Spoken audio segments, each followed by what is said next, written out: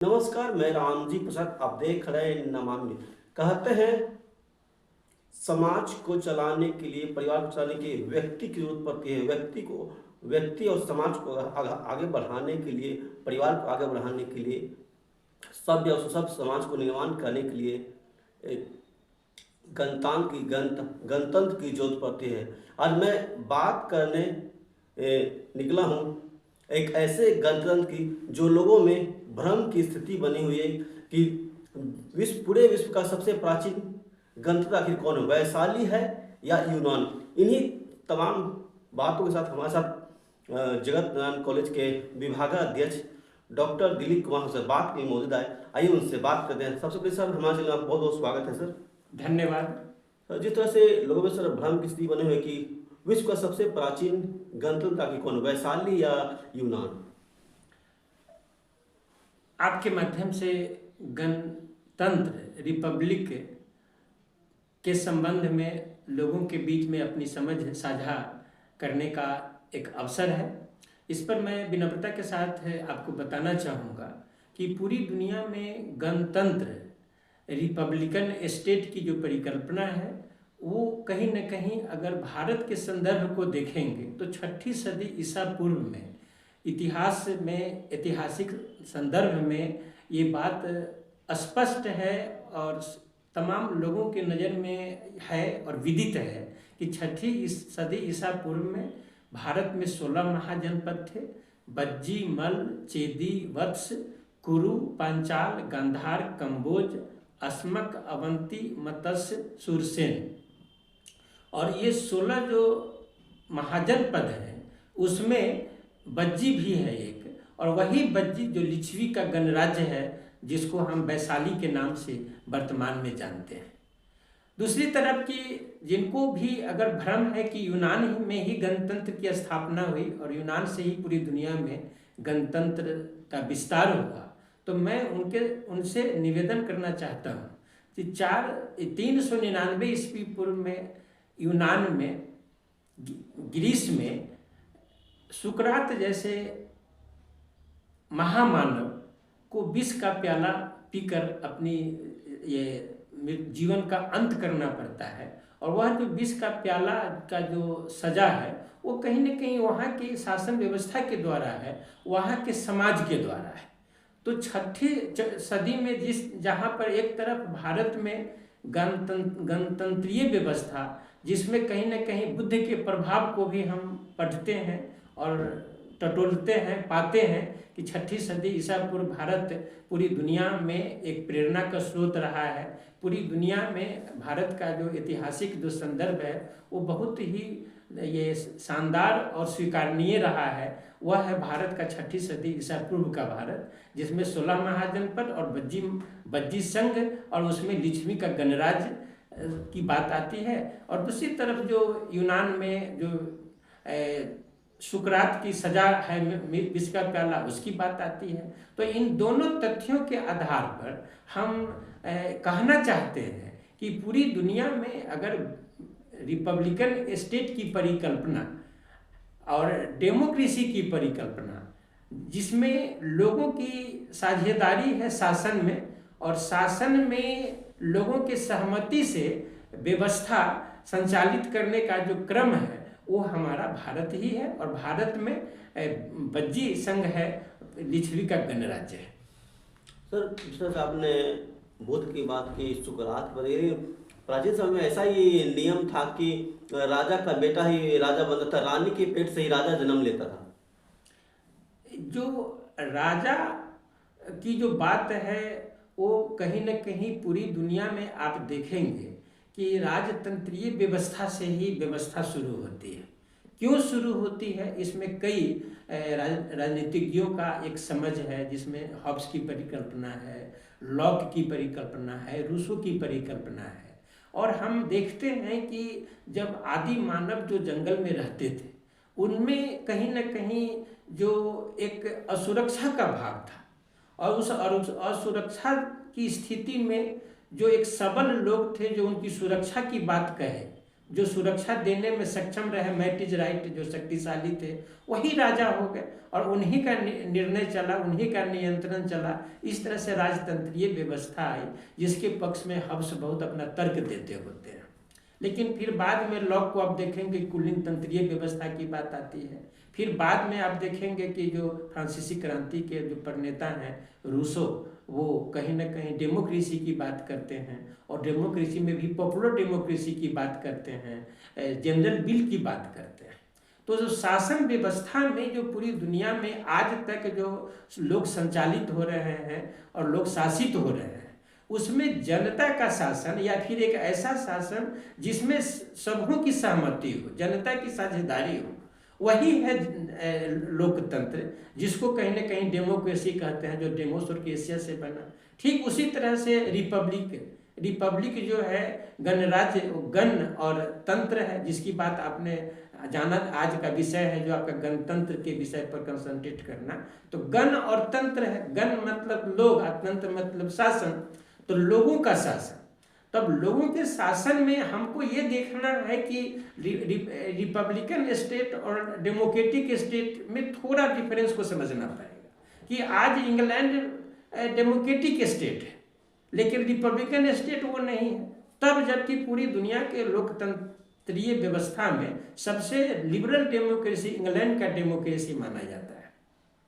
लेकिन भारत को अब देखेंगे कि इंग्लैंड से ही स्वतंत्र हुआ है, लंबी इसकी गुलामी रही है, लेकिन भारत 26 जनवरी 1950 को रिपब्लिकन स्टेट के रूप में स्थापित होता है। तो रिपब्लिकन स्टेट से परिकल्पना है कि जो शासन का जो सर्वश्रेष्ठ पद है, उस श्रेष्ठ पद में श्रेष्ठ पद जो भारत का है वो राष्ट्रपति का पद है। तो राष्ट्रपति का जो पद है वो जनता के द्वारा चुने हुए प्रतिनिधियों के माध्यम से चुना जाता है। जी, भारत के राष्ट्रपति का चुनाव में आप देखेंगे कि लोकसभा के तमाम सदस्य भाग लेते हैं। लोकसभा राज्यसभा के साथ साथ प्रत्येक राज्य के जो विधानसभा के सदस्य हैं वो भाग लेते हैं और इस तरह से आनुपातिक प्रतिनिधित्व पद्धति से राष्ट्रपति का चुनाव होता है। तो राष्ट्रपति के चुनाव में जनता की सहभागिता है, जनता का चुने हुए ये प्रतिनिधि के द्वारा राष्ट्रपति का चुनाव होता है, जो सर्वोच्च पद है भारत का। इस तरह से भारत एक गणतांत्रिक देश है, भारत एक रिपब्लिकन डेमोक्रेसी है। लेकिन अगर इंग्लैंड में हम देखते हैं कि वहाँ पर प्रधानमंत्री डेमोक्रेटिक वे में उनका चयन होता है, जनता की भागीदारी होती है चुनाव में, लेकिन वहाँ पर राजतंत्रीय व्यवस्था है। आज जो वहाँ के जो राजा हैं वो चार्ल्स तृतीय हैं, जो एलिजाबेथ द्वितीय के निधन के बाद बनते हैं, तो वो कहीं ना कहीं वंशानुगत आधार पर बनते हैं। तो देश का जो सर्वोच्च पद है राजा का, वो कहीं ना कहीं ये वंशानुगत है। इसलिए आज भी इंग्लैंड का जो डेमोक्रेसी है वो रिपब्लिकन ये डेमोक्रेसी के रूप में आज भी प्रतिष्ठा नहीं पाया है। दूसरी तरफ है कि डेमोक्रेसी से भी प्राय एक उन्नत देश में आप देखेंगे कि बड़ा विरोधाभास है कि आप जिस ग्रीस की बात करते हैं कि ग्रीस में ही पहले रिपब्लिकन स्टेट की परिकल्पना आई, डेमोक्रेसी की परिकल्पना आई, तो आज भी ग्रीस जो है रिपब्लिकन डेमोक्रेसी का उदाहरण नहीं है। आज भी ग्रीस में जो है वो कहीं ना कहीं कॉन्स्टिट्यूशनल डेमोक्रेसी है। वहाँ पर आज भी जो व्यवस्था इंग्लैंड की है, फिर उसी वही व्यवस्था जापान की भी है। जापान भी रिपब्लिकन स्टेट के रूप में, रिपब्लिकन डेमोक्रेसी के रूप में नहीं जाना जाता है। तो ये सब विरोधाभास है उन्नत देशों के साथ। और हम तो भारत के लोग विकासशील ही हैं, विकसित नहीं हैं, लेकिन हमारा जो जड़ है वो ऐतिहासिक जो हमारा जो धरोहर रहा है 6ठी सदी ईसा पूर्व का, जिसमें बुद्ध का बहुत बड़ा योगदान है। बाद के दिनों में आप देखेंगे तो वही जो भारत है वो गणतांत्रिक पूरी दुनिया में प्राचीन डेमोक्रेसी और प्राचीन रिपब्लिकन स्टेट की परिकल्पना का भी भूमि भारत है। फिर बाद में आप देखेंगे कि कबीर की भूमि है भारत, अंबेडकर की भूमि भारत है, फुले की भूमि भारत है। इस तरह से हम कह सकते हैं कि जो भारत की जो शासन व्यवस्था है वो पूरी दुनिया के लिए एक विविधताओं भरा देश भारत में जो एक कोशिश है, जो आज हमारा 76वें गणतंत्र दिवस के अवसर पर कर हम लोग पूरे देश में राष्ट्रीय पर्व मनाए हैं। 75 साल का हमारा आज जो रिपब्लिकन स्टेट है वो पूरी दुनिया का एक सिरमौर है। इसमें तमाम जो विविधताएं हैं, उन विविधताओं के बाद भी हम कहीं ना कहीं लोगों की शासन व्यवस्था को स्थापित करने में और विविधताओं को लेकर के चलने में हम पूरी दुनिया में एक प्रेरणा के स्रोत कहे जा सकते हैं। ये दूसरी बात है कि हम जो शासन व्यवस्था को लेकर चल रहे हैं उसमें हमारा स्वभाव कितना डेमोक्रेटिक है, हम कितना रिपब्लिकन हो पाए हैं, इस पर हम प्रश्न के घेरे में आज भी महसूस करते हैं। तो जिस तरह से आपने सर बुद्ध के शासन की बात करें, लेकिन सर बुद्ध के शासन के समय में तो कई राजाओं का शासन होता था, राजा का बेटा ही राजा बनता था, और किसी तरह कोई जनता की भलाई के लिए काम किया जाता उसमें तो जनता का समर्थन नहीं लिया जाता था। देखिए, बुद्धकालीन भारत में भी बुद्ध तो एक महामानव थे और उन्होंने एक प्रेरणा के रूप में काम किया है।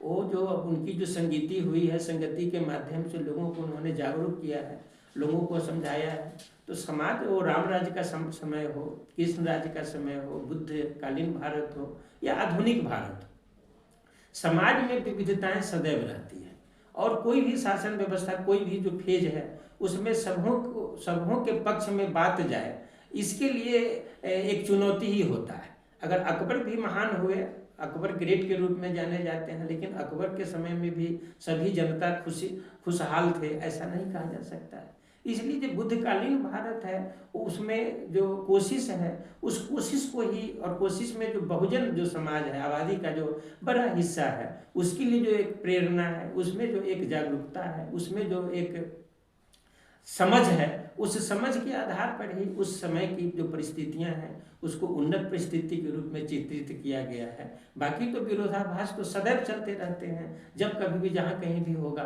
तो विरोधाभास साथ साथ चलता रहेगा, यही हम समझते हैं। तो सर क्या अभी वर्तमान का जो भारत, क्या इसको गणतांत्रिक देश कहा सकते हैं? हमारी कोशिश तो बिल्कुल सराहनीय है, क्योंकि लंबे समय के बाद भारत गुलामी से आज़ाद होता है, या यूँ कह सकते हैं कि पूरी दुनिया में भारत से ज़्यादा कोई देश गुलाम नहीं रहा। तो लंबे समय तक गुलाम रहा तो गुलामगिरी की जो एक समझ जो हमारे नस नस में जो समाहित हो गई थी, उसको हमने 75 साल के ये रिपब्लिकन स्टेट की जो परिकल्पना है और 77 साल की जो डेमोक्रेटिक स्टेट की जो परिकल्पना है, उसमें काफ़ी हमने उसको झकझोरा है, काफ़ी हमने उसको सुधारने की कोशिश की है। और आज हमारा शासन व्यवस्था विविधताओं के बाद भी जो भी दुनिया में शासन व्यवस्था है उसमें बेहतर शासन व्यवस्था को हम स्वीकार कर अंगीकार कर चल रहे हैं, जिसमें सबसे बड़ा योगदान हमारा संविधान का है। और वह संविधान जिसको हम लोगों ने आत्मार्पित किया है, हमने स्वीकारा है 26 जनवरी 1950 को। ये दूसरी बात है कि हम लोगों को अभी और डेमोक्रेटिक होना बाकी रह गया है, हम लोगों को और रिपब्लिकन होना बाकी रह गया है। हम पारिवारिक स्तर पर, सामाजिक स्तर पर कितना एक दूसरे को आत्मसात कर पा रहे हैं, उसी के आधार पर व्यवस्था सफलीभूत कही जाएगी। तो पूरी दुनिया में जो आज भी कोर्ट में, जो न्यायालय में जो मुकदमे हैं, उसमें भारत में मुकदमे ज़्यादा हैं। और भारत में खास करके अगर मुकदमों को आप ज़्यादा देखेंगे तो फिर उत्तर भारत, उसमें बिहार का नाम, जहाँ के हम लोग निवासी हैं, उसमें बिहार में ज़्यादा मुकदमे हैं। तो कहीं ना कहीं जहाँ मुकदमे हैं वहाँ पे मुकदमे माने जाते हैं जहाँ के लोग लोकतांत्रिक नहीं हैं, जहाँ के लोगों में कहीं ना कहीं एक दूसरे को आत्मसात करने की, समता पर आधारित और बंधुता पर आधारित समाज निर्माण करने की और समाज को जोड़कर चलने की कला का अभाव होता है। तो आज हमारे सामने में और विनम्र होने की ज़रूरत है। और अभी तो बिहार में जननायक जो भारत रत्न से भी नवाजे गए, राष्ट्र का, देश का सर्वोच्च नागरिक सम्मान भारत रत्न से, जिनको 23 जनवरी 2024 को अलंकित किया गया, देश केंद्र सरकार ने ये घोषणा किया, उसके बाद पूरे बिहार के लोग गौरवान्वित हुए भारत रत्न जननायक कर्पूरी ठाकुर को भारत रत्न की उपाधि मिलने पर। लेकिन कर्पूरी ठाकुर को आप देखिएगा तो काफ़ी वो लोकतांत्रिक थे, काफ़ी रिपब्लिकन समझ के थे। उन्होंने अपने जीवन में काफ़ी सहिष्णुता रखी है। जब वो मुख्यमंत्री थे उसके बाद भी आरक्षण के सवाल पर उनके पिताजी को हाथ तोड़ दिया जाता है, फिर भी कर्पूरी ठाकुर जी जो समस्तीपुर के डीएम थे, उनसे उन्होंने निवेदन किया कि ये कर्पूरी ठाकुर के पिताजी का हाथ टूटा है, मुख्यमंत्री के पिता का हाथ नहीं टूटा है, आप उनको बाइज्जत रिहा कर दीजिए। लेकिन वहाँ जो दफा लगा था उसके आधार पर उस व्यक्ति को रिहा नहीं किया जा सकता था जिसने ज्यादती की थी। एक एक सज्जन को बिना गुनाह का हाथ तोड़ दिया था, तो वो नहीं रिहा हो पा रहे थे। तो जननायक कर्पूरी ठाकुर जी ने ये बहुत नाराज होकर के कहा था कि ये कर्पूरी ठाकुर का नहीं, ये बिहार के मुख्यमंत्री का निर्देश है कि उन व्यक्ति को आप रिहा करें जिन्होंने कर्पूरी ठाकुर के पिता का हाथ तोड़ा है। कि इस राज्य में तो तमाम कर्पूरी ठाकुर जैसे सज्जन लोगों के पिता का हाथ टूटता ही है डेली, और डेली ही वो अपमानित होते हैं।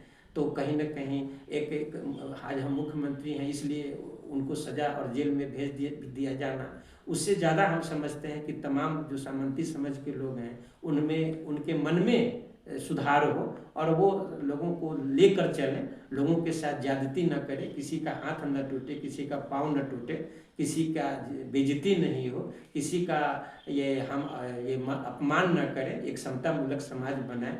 वो उस दिन की परिकल्पना में हम ये कर्पूरी ठाकुर काम कर रहे हैं, इसलिए आप सब मिलकर के हमारी मदद कीजिए। तो ये जो कर्पूरी ठाकुर की जो सहनशीलता है वो हमें पूरे बिहार के लोगों को एक प्रेरणा देता है कि बंधुता पर आधारित समाज निर्माण में हमें और सहनशील होना चाहिए, हमें और गंभीर होना चाहिए, हमें और एक दूसरे को समझ करके और एक दूसरे से जुड़कर चलने की जरूरत है। तो आपने सर लोकतांत्रिक भारत की बात की है, लेकिन लोकतंत्र में हर किसी को बोलने का अधिकार होता है, हर किसी को अपना अपना पक्ष रखने का अधिकार होता है, चुनाव में भी खड़ा होने का अधिकार होता है। लेकिन भारत में इस तरह का नहीं दिखता है। भारत में ऐसा अक्सर यह देखा जाता है कि अगर मेरे पीछे कोई बड़ा नाम ना हो, मेरे पिताजी बड़ा पॉलिटिशियन ना हो, वही चुनाव जीत सकता, मगर ऐसा यहाँ पे नहीं दिखता है सर। हाँ, ये जो आपका जो सवाल है वो कहीं ना कहीं ये व्यवहारिक पक्ष पर आधारित है। सैद्धांतिक पक्ष तो यही है देश का कि 26 जनवरी 1950 को जब देश में संविधान लागू होता है तो तब से प्रत्येक व्यक्ति को चुनाव लड़ने का अधिकार है और जाति विहीन ये समाज की स्थापना की बात कही गई और प्रत्येक व्यक्ति को एक वोट देने का अधिकार दिया गया, प्रत्येक व्यक्ति को वोट पाने का अधिकार दिया गया। तो चुनाव लड़ने का अधिकार तो है, लेकिन आप जो चिंता जाहिर कर रहे हैं वो चुनाव जीतने के सवाल पर चिंता जाहिर कर रहे हैं कि भारत में जो आज 77 साल का जो डेमोक्रेटिक सिस्टम है उसमें आप देखेंगे कि ज़्यादातर जो मुख्यमंत्री हैं और ज़्यादातर जो मंत्री हैं, ज़्यादातर जो सांसद हैं, ज़्यादातर जो विधायक हैं, वो कहीं न कहीं राज परिवार से ही उनका ताल्लुक रहा है। और जो राजनीतिकरण जो है उसका जो विस्तारीकरण जो होना था 77 सालों में वो अभी काम चल ही रहा है, एक तरह से पूर्णता की ओर नहीं है।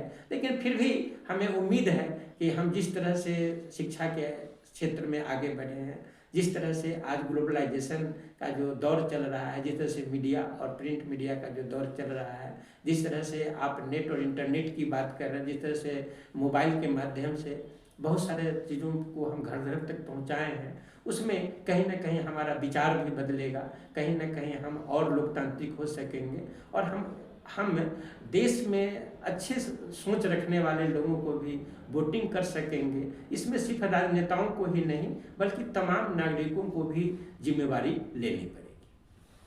सर, आपने इंग्लैंड को एक उन्नत देश बनाया, लेकिन उन्नत देश तो एक अमेरिका भी है, उसको आप कैसे देखते हैं? इंग्लैंड तो अमेरिका की भी जननी है। जिस तरह से भारत पर इंग्लैंड का कभी आधिपत्य था उसी तरह से अमेरिका पे भी उसका आधिपत्य था। तो इंग्लैंड से ही अमेरिका बना है। लेकिन आज अमेरिका संपन्न देश हो सकता है, लेकिन अभी डोनाल्ड ट्रंप अभी जस्ट राष्ट्रपति का शपथ लिए हैं 20 जनवरी को, लेकिन वो प्रधान राष्ट्रपति बनते बनते कई कठोर निर्णय ले लिए। तो जो डेमोक्रेटिक व्यवस्था इंग्लैंड में है और इंग्लैंड के ही प्रभाव में अमेरिका उन्नत हुआ है डेमोक्रेटिक पैटर्न पर, लेकिन इंग्लैंड का डेमोक्रेसी जो है वो लिबरल डेमोक्रेसी पूरी दुनिया में है और अमेरिका एक उन्नत देश है।